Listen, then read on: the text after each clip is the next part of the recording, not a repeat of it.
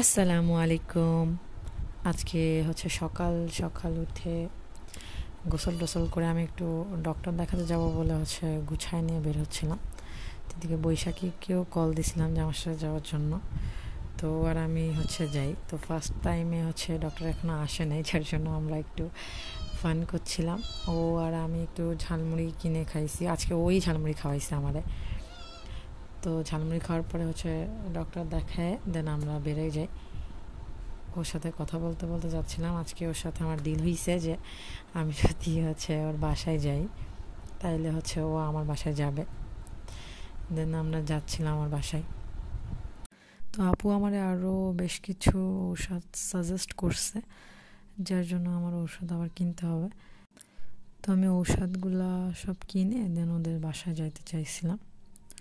তো ওর সাথে কথা বলতে বলতে হঠাৎ আমার তার মানে ওর